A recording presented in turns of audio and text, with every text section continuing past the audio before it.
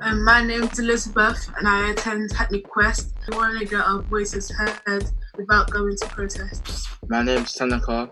I attend Hackney Quest, and the reason why we're recording this podcast is so that we can say our thing about the Black Lives Matter movement and more racism in general.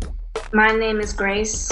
I go to Hackney Quest, and the reason why I'm recording this podcast is because racism is real and people need to hear real life experiences. My name is Freddie. I attend Hackney Quest, and the reason that we're recording this podcast is to raise awareness of the issues that Black people face still on a day-to-day basis. My name is Kyra. I attend Hackney Quest, and I am doing this because I want to get my voice heard without going into violent matters or places. I agree with what Black Lives Matter with, because it actually does, like, all lives matter, but currently the ones that we're focusing on is Black Lives Matter because of certain events that happened. Where I stand on Black Lives Matter, as Kyra said, all lives matter, and Black Lives Matter. But I'm saying all lives matter, but then let's not even lie. Since like 500 years ago, I don't know how long, but people use Black Lives Matter when something bad happens, but they never go into detail. Because some people are just following others when they're saying it. That's what I'm trying to say. Yeah.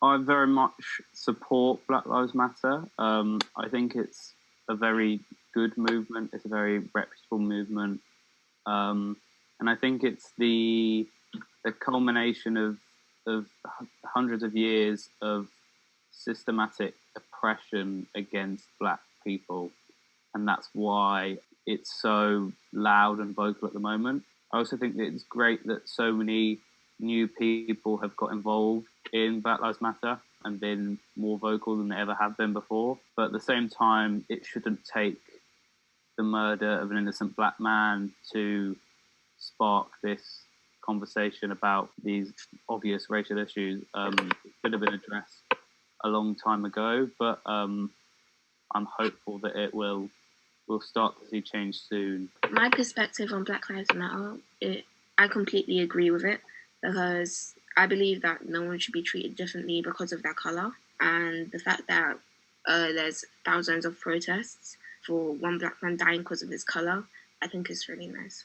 I stand with everybody else on Black Lives Matter because it's a big and important theme, because I think the death of George Floyd made us realise something, that we need to respect each other equally. My perspective on it is that I'm totally agreeing with everybody else and standing with everybody else. And I think it's a really good thing, when you see people from different races also standing on this movement as well. I think it's a positive thing to see, Hopefully we will change it somehow. I just want to change other people's perspectives and people's opinions on it, and realise that we're all created equally. I think it was, actually, I was going to Tesco with a bunch of my friends. This was after, we just came from church. So we went in there, and one of the employees said that we were looking suspicious and said we had to all go out one at a time. And when one of my friends were arguing with him, and then he just decided, if you don't buy anything, just go with it. He picked us out as because of what we are and what we're looking like. He discriminated and said we're doing this and that. We're gonna steal. So yeah. Yeah, I was in the same situation as Kyra as well. I think that we went to Tesco.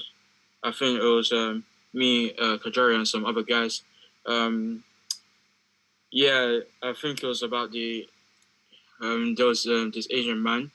He thinks we were just being troublesome. We were just buying some cookies and some donuts and all some kind of sorts. But when he just saw us in a gang together, just because it was in a gang of Black people, and we're just some young kids, we're just buying some stuff, and then he thought we were just trying to steal something or something like that, and something in some kind of sorts. So then he told us to go one at a time. But yeah, just like Kajari said, one of our friends started arguing because he thought that the Asian man was being a bit stereotypical and just being prejudiced, just judging someone just by the color of the skin. And he didn't even know us on a personal level. So that was an upsetting thing. So it was at school. I don't know if it was a joke or something, but a girl, she was speaking to, I don't know if she was speaking to one person, but she did say it, and I don't know who she said it to, but she said, and I don't know why she said it, but she did say that black people are dirty and white people are clean because of the colour of us. And then she went off and saying the N-word to everybody, and everybody got mad at her, nobody spoke to her. And then people just started shouting at her because it was not her place to say anything about it, and everybody was just getting angry at her because I don't understand how the teachers did nothing to her. The teachers did nothing to her, and all of us were shouting. All of us got into trouble. She didn't get in trouble at all. The teachers weren't there to hear her say it. But then I'm so confused how one person can be right and like a whole school can be wrong. Another instance at our school was when this white boy was on the table, and the table was already cleaned, and one of my black friends asked him to take away his plate, and he said, "Why don't you do it? You're black, so you're my slave." And then they ended up reporting the teacher. They reported to the teacher, and then so he ended up going to ref, but he only spent half a day in there, so he didn't really properly get punished. That's crazy that in schools that, oh my. It's the same school as well. That's mad. Our school does nothing. That's the problem. That's what I'd change if I was a president. I'd change the rules to our school. Why do you think that is? Why do you think it is where teachers don't take you guys seriously when you kind of bring up those things? You know what? I think it's just because they think we're just trying to be a nuisance, and they think our voices shouldn't be heard because we're just little kids. Yeah, But I believe that we're like the next generation, so our voices needs to be heard as much more. Just as equally as teachers. That's what I think. There was another thing I also experienced at school as well. I think it was on Black History Month. I think the teacher was talking about the Black history during lunchtime reflection. And then some people were just looking at me, being like, "Oh, yeah, you're my N-word." And they think it was a joke, but I didn't take it as whether or not if we're friends or not. So, yeah. I obviously haven't experienced any personal racial discrimination, but just speaking to my friends and people here, it's terrible how commonplace it is and how big a part it plays in so many people's lives. It's like a normal thing that they have to deal with. I think that is something that is pretty horrific. Yeah, I don't know really, there's much more to say. Yeah, I just don't think that can really continue. Day to day, I wouldn't say it would affect all the time, but like some of the times it will be like, depending on what I feel, like depending on what the situation is, I would not like it at all. But it's like a deeper level when it comes to racism. Like depending on what they say to me, it just doesn't feel right when they say something racist or anything towards anyone. I'm not gonna even lie. The normal like look that people be racist to is a lot of boys, black boys in hoodies, all in black. Let's not even lie. I was walking down the road and I saw a girl, 1,000 Primark, and I came out of Primark and I saw a girl steal something. I was gonna go and tell the security guard, but as she was walking out, there was like a bunch of boys that were all in black, and they were walking out as well. And I saw they didn't steal anything.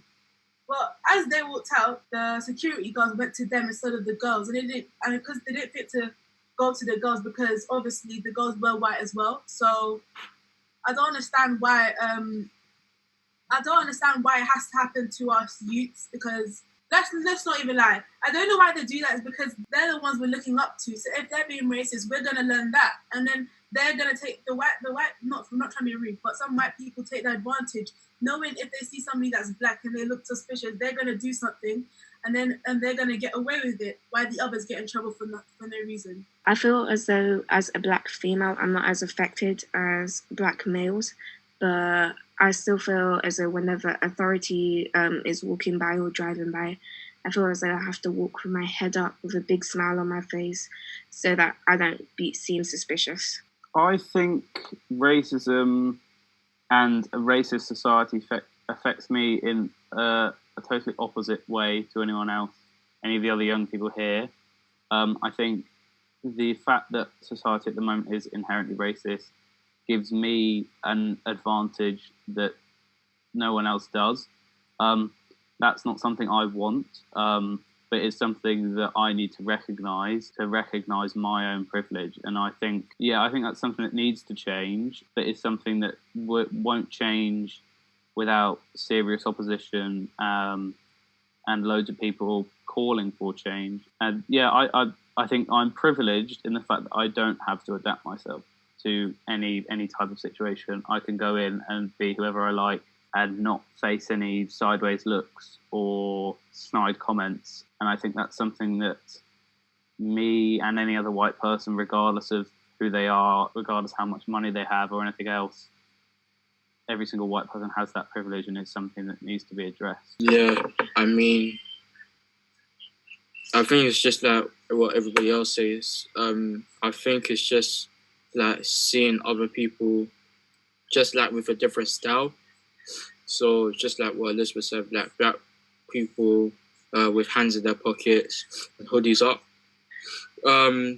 I could apply it into school in some kind of sorts because they tell us to take our hands out of our pockets, because maybe we're just trying to act like a gangster style or anything. So if one person just puts their hands in the pockets just naturally, you just ask them to take it out, otherwise they'll get a 20-minute detention. So I don't know what it is. I think it's just something that needs to be dealt with. Thank you for listening to our podcast from the young people of Hackney Quest. Thank you for listening to our podcast from the young people of Hackney Quest. Thank you for listening to our podcast from the young people of Hackney Quest. Thank you for listening to our podcast from the young people of Hackney Quest. Thank you for listening to our podcast from the young people of Hackney Quest.